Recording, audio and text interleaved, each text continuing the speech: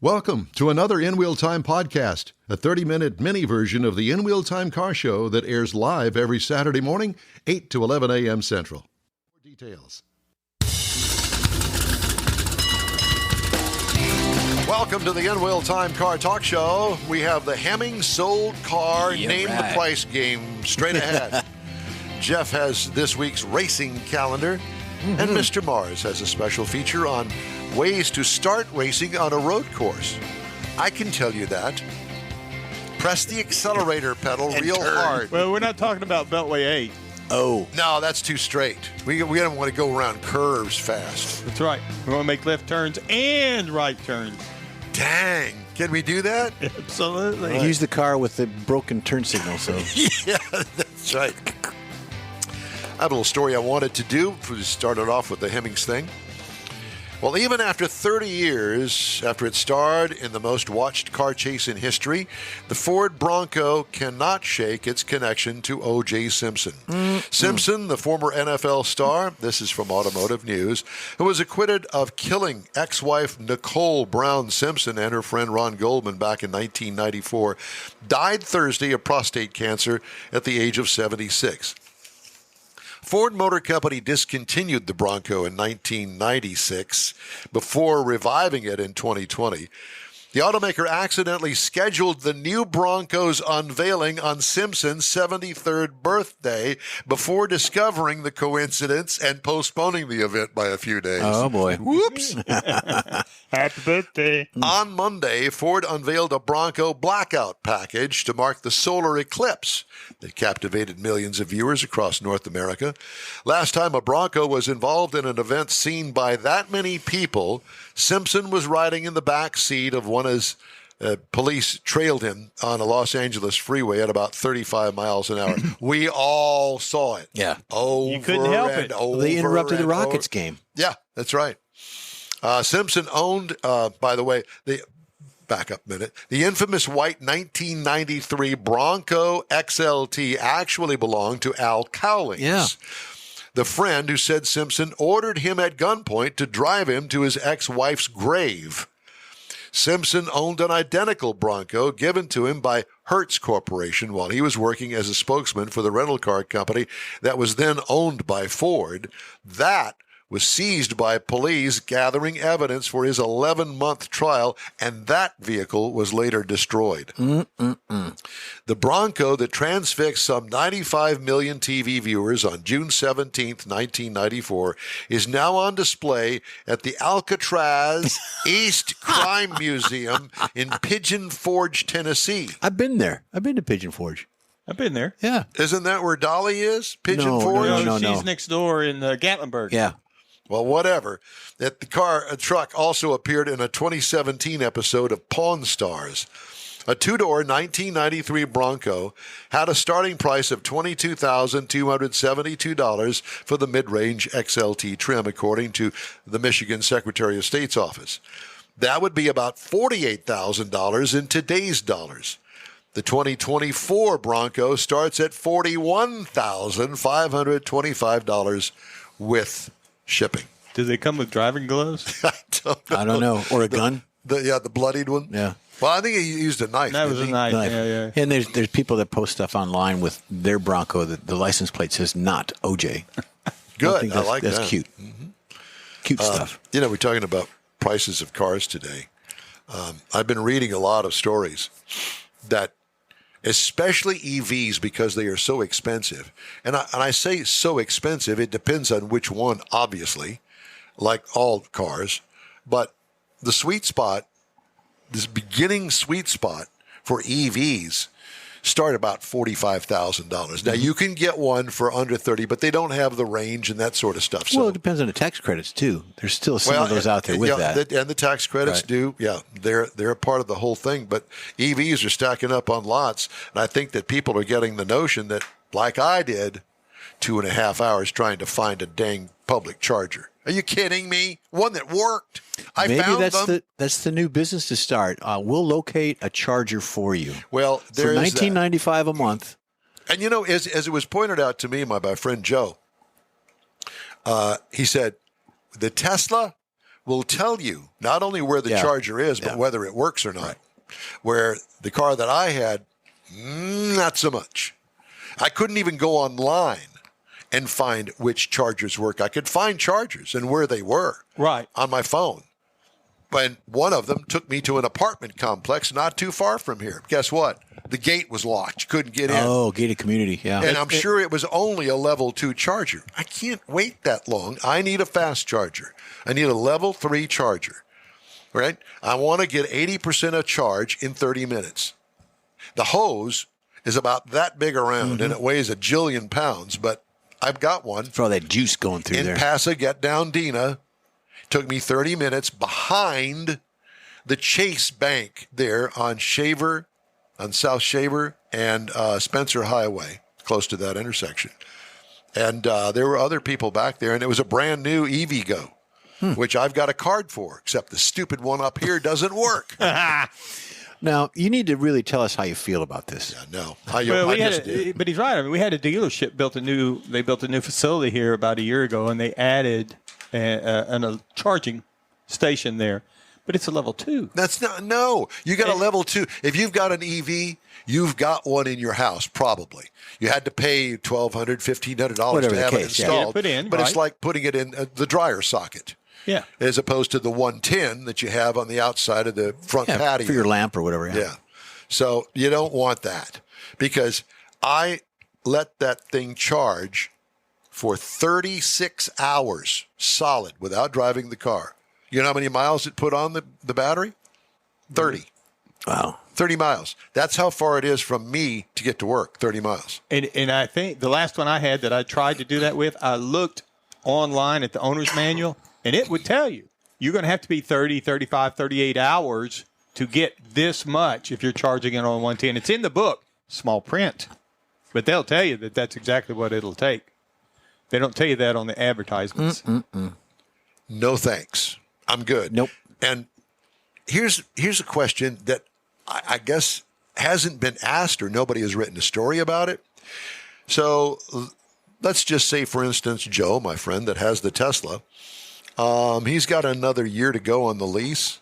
He told me, he says, I'm not buying another one. I love the car, but the charging, the internet work on the freeways and wherever, like he goes to back and forth to San Antonio a lot.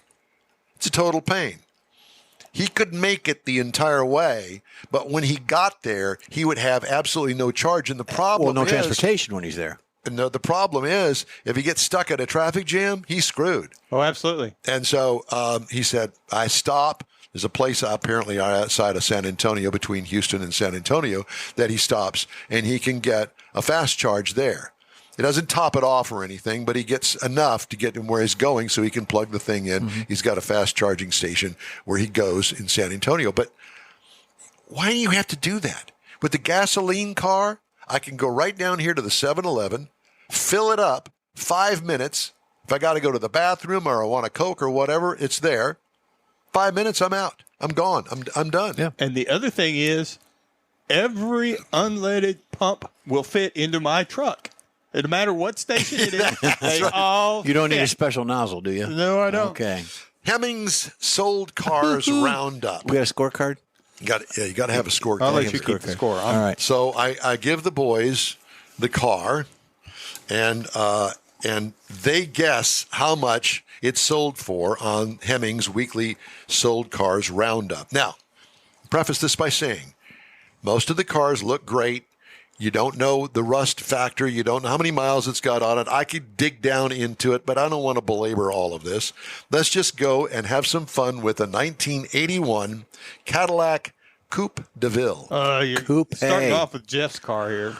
Yes, 81? I actually owned one. It was a little bit older, but it's the same body style.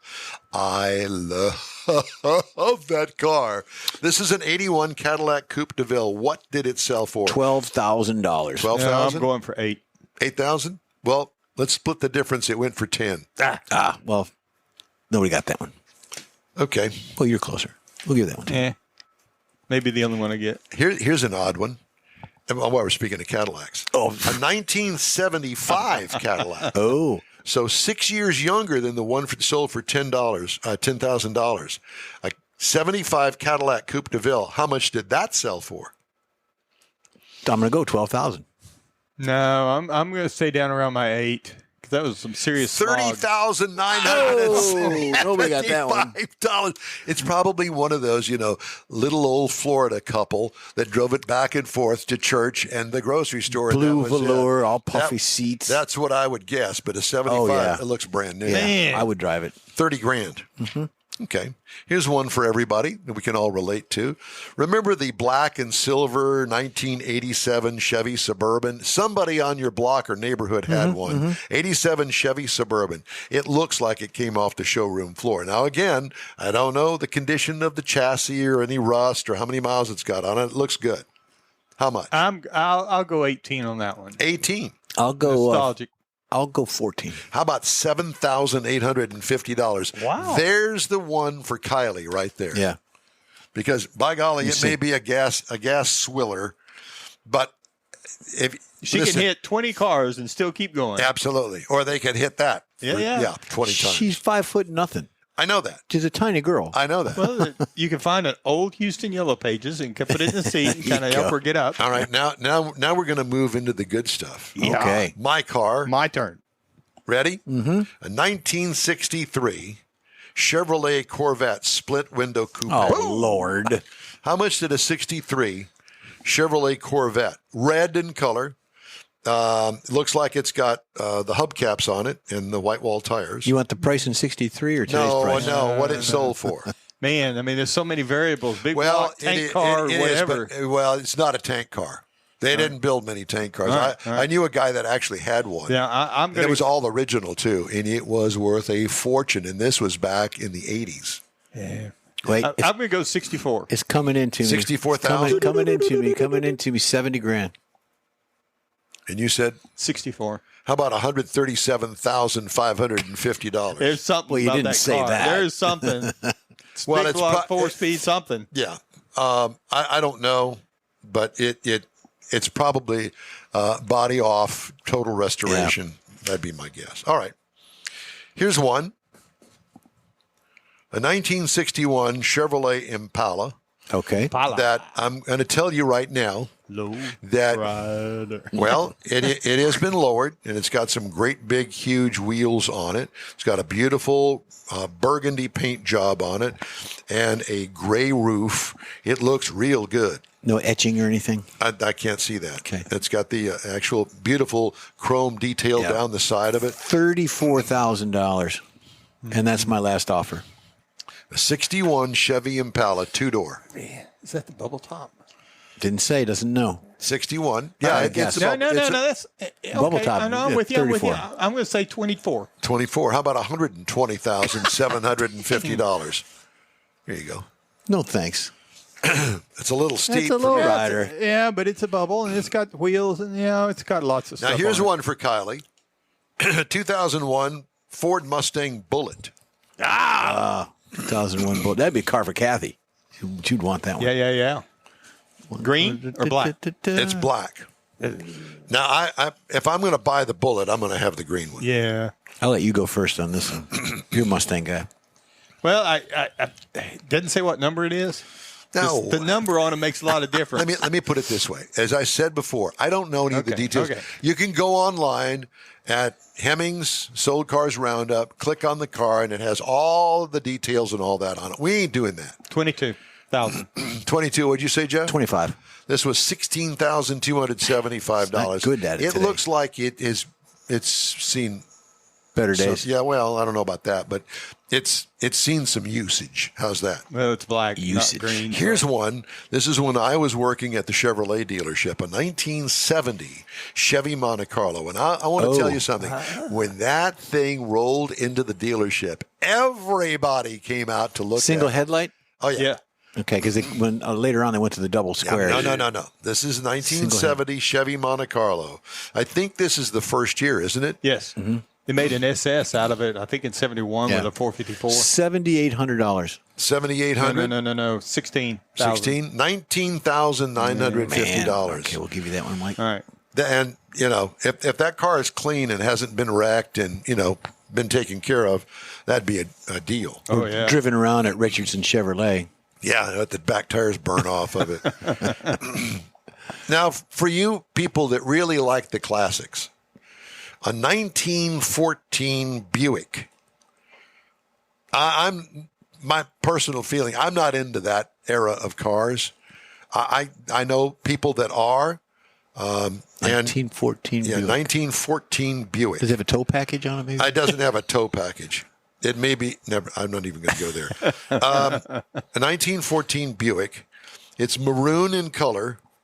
I don't know whether that's a body stock. on it? It's got a body on it, and it has Here, I'll show you the car. I'm not going to show you the price. See the car? Oh, Yeah. darn. Yeah. Yeah. Okay. Okay. They're all convertibles back then. Yeah. 1914 Buick. How much would that sell? $31,000. $31,000? Yeah, It's a parade I was thinking car. 25. Okay, Yeah. how about $10,350? Oh, man, that is for Kylie. There you Yeah. go. So we'll Here's get a one. speeding ticket. Here's the one for Kylie.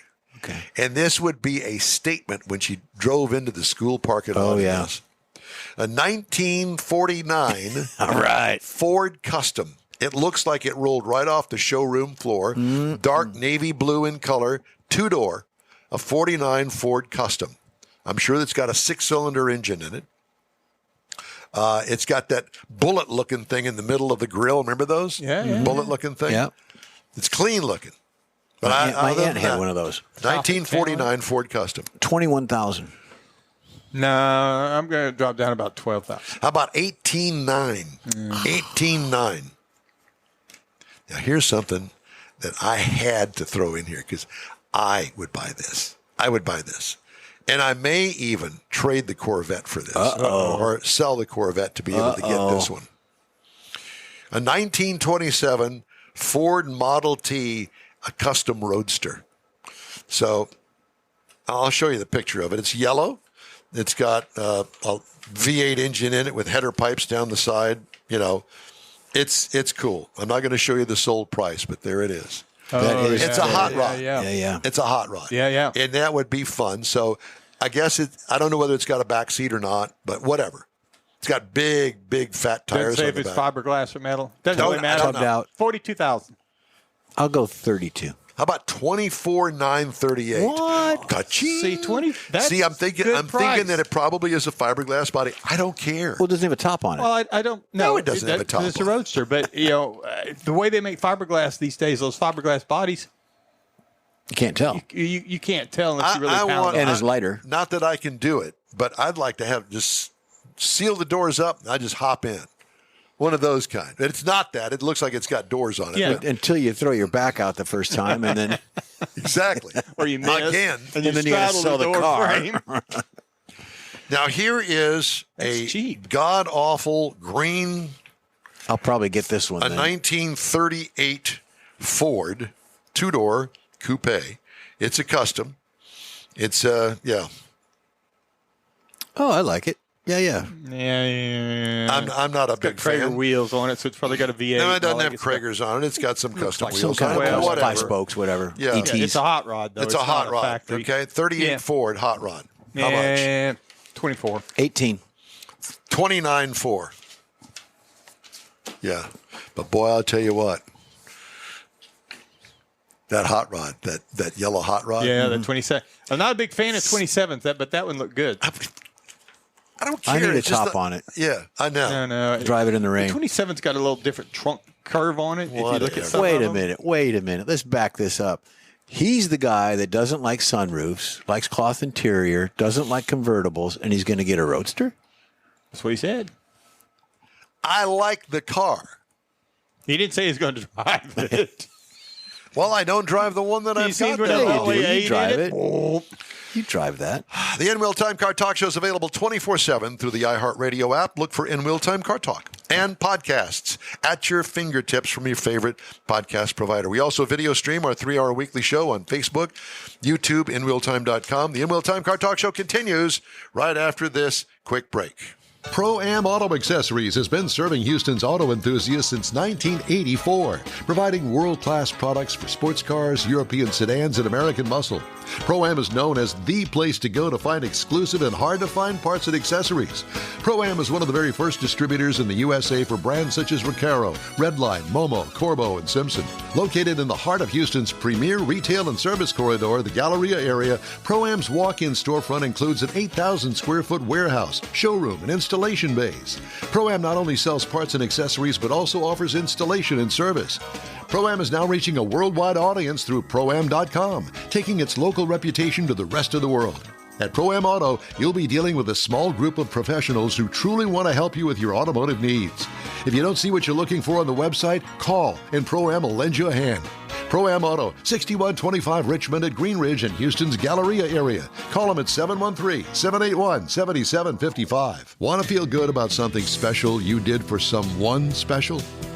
In Wheel Time and the original Lupi Tortilla group of Tex-Mex restaurants have joined together to help a very worthy cause, God's Garage, a Christian-based 501c3 charity. We know there are lots of places and organizations out there where you can donate a car, truck, or SUV, but we're asking you, our car enthusiast family, to consider donating to God's Garage. Visit godsgarage.org and learn about its mission, the women that have been helped, how each one is screened, and about their Restore You program. A car donation is an easy way to make a difference in the lives of others. God's Garage needs good operating vehicles, but will take all types in working and non-working condition.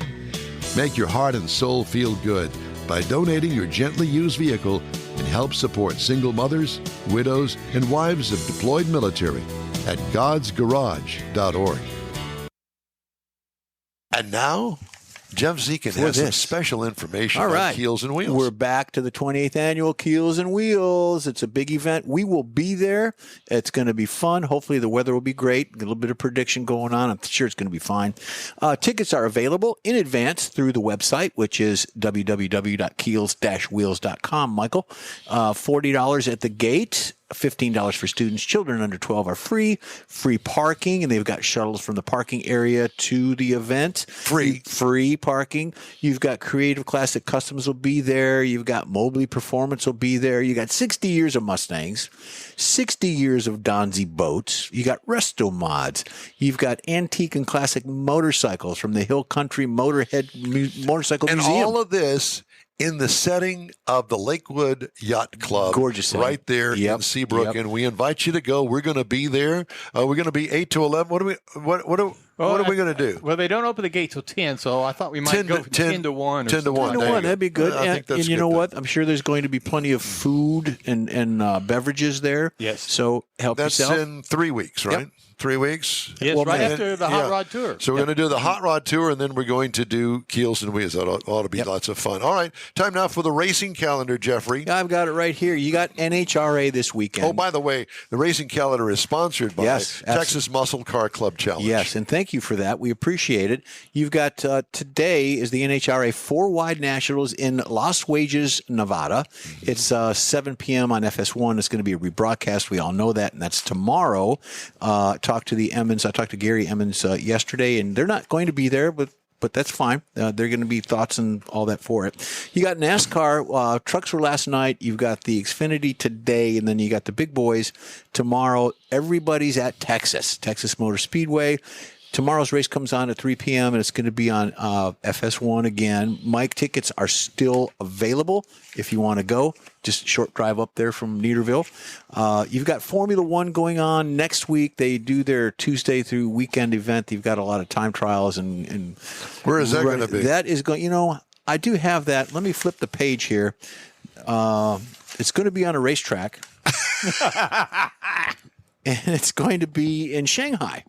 Shanghai. I've gotten Shanghai. Yeah, you've gotten Shanghai. Is that Northern California? I'm going to wash that man right out of my hair. It's going to be Lenovo Chinese Grand Prix. That's what it's called. All right. So there you go. All right. Mr. Mars has a special feature now on ways to start racing on a road course. Speaking of that, we're going to segue into that because a lot of times people boys in particular grow up. Girls do too, some, but everybody thinks about being a race car driver when you're growing up.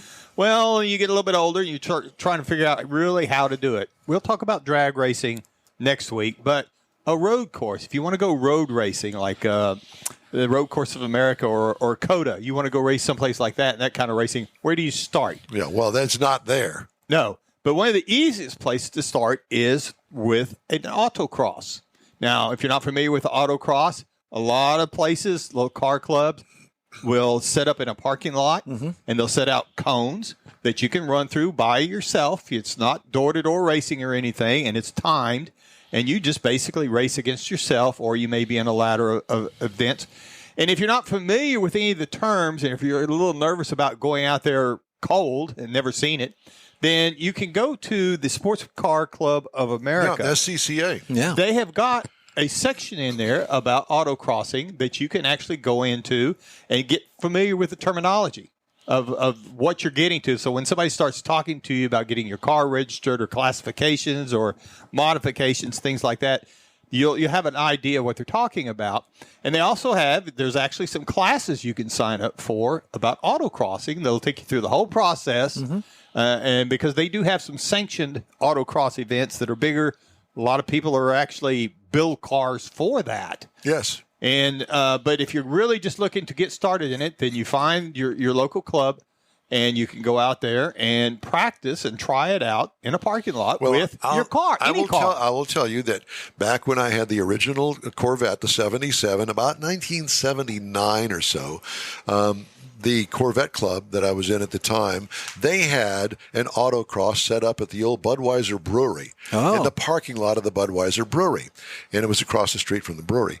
And it was all wide open. They didn't have any of the bump stops in there or anything like that. It was all coned off. Right. And it was a first gear race. So it wasn't it was real fast. Right.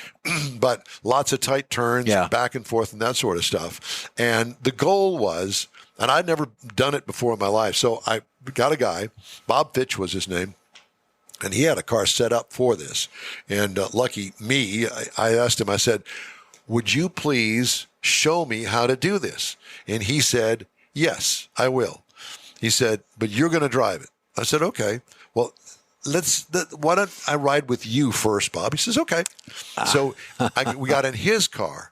Obviously, his car was set up to do this. Yeah.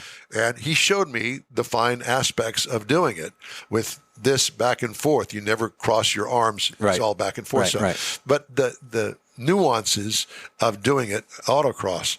And then he says, okay, now let's get in your car. You get behind your wheel, and I will guide you through it. And so he helped me. And it was a great learning experience. It was a no-pressure deal. Every car that went on there was timed, so you could tell whether or not you were gaining on your better times throughout the day. Improving, yeah. And I did, and it was a lot of fun. It was a full day event. We had sandwiches and soft drinks and stuff like that. But what a great way to get exposed to something like that. Yeah, it's a great learning experience. You don't if you mess up and you hit a cone, well, it's no big deal. You're generally not going to dent your car or anything with something like that. And it's not that expensive. Generally, $25, $50 a day, depending on where it is and how involved it is. And you'll generally see some cars that are prepped. Some of the guys that have taken for example, a Miata, and they've gone and they've changed the tires on it. And they've actually done some work to it. And so you can kind of see where things are progressing to as you're trying to learn how to get involved into this. Yeah, it's tons of fun. I would encourage anybody to do it. And you could actually do it with your mom's Buick Skylark if that's what you want. If she'll let you take it. Yeah. You got permission for that. And then there's a few places like down in Alvin and up in San Marcos Houston where you can actually get up onto a track. Absolutely. And so there's lots of opportunity to get started and learn how to do these things. Great. Hey, if you'd like to get in touch with us, shoot us an email. The address is info@inwheeltime.com. And be sure to follow us on Facebook. We're back in just a flash. The original group of Loopy Tortilla restaurants will have you telling your family and friends just what the original recipes mean when it comes to the best fajitas in Southeast Texas. Founder Stan Holt invites you to visit the original Loopy Tortilla near I-10 and Highway 6. Here's the original house that inspired the design of all the rest and the original charm that helped make Loopy Tortilla the go-to destination for Houston Tex-Mex. Speaking of original, nothing can compete with the original lime pepper marinade that everyone will agree makes Loopy Tortilla award-winning beef fajitas the best anywhere. Loopy Tortilla Katy is another location that gives you the same quality and service Houstonians have come to expect at Loopy's. It's located just off I-10 and the Grand Parkway at Kingsland Boulevard in Katy. Find yourself in Aggie Land? Head to the Loopy Tortilla in College Station, located just around the corner from Kyle Field. It's a great place to enjoy those famous frozen margaritas before or after the game. Headed east to Louisiana? Stop in at the Loopy Tortilla in Beaumont. It too's on I-10. You can't miss it. The original group of Loopy Tortilla restaurants invites you in for the best Tex-Mex anywhere. Gulf Coast Auto Shield is having another car social Saturday morning, May 18th from 8 to 11. It's a car cruise-in like no other. Expect Ferraris, Lamborghinis, Corvettes, and the featured brand Porsche. Get social at this special cruise-in event. You'll also see Gulf Coast Auto Shield's private workshop and learn about their many products and services. Questions are welcomed. Gulf Coast Auto Shield is easy to get to at 11275 South Sam Houston Tollway near West Airport Boulevard, just south of the Southwest Freeway. The Car Social featuring Porsche takes place Saturday morning, May 18th from 8 to 11. Tell your friends, and no matter what car you have, bring it and enjoy this rare opportunity to see some of Houston's finest rides. In Wheel Time will bring its car talk show there too, so join us for another Car Social at Gulf Coast Auto Shield, Saturday morning, May 18th, 8 to 11 at 11275 South Sam Houston Tollway, just south of the Southwest Freeway. Visit gcautoshield.com to see the show flyer for more details. That's it for this podcast episode of the In Wheel Time Car Show. I'm Don Armstrong, inviting you to join us for our live show every Saturday morning, 8 to 11 a.m. Central on Facebook, YouTube, Twitch, and our InWheelTime.com website. Podcasts are available on Apple Podcasts, Spotify, Stitcher, iHeart Podcast, Podcast Addict, TuneIn, Pandora, and Amazon Music. Keep listening, and we'll see you soon.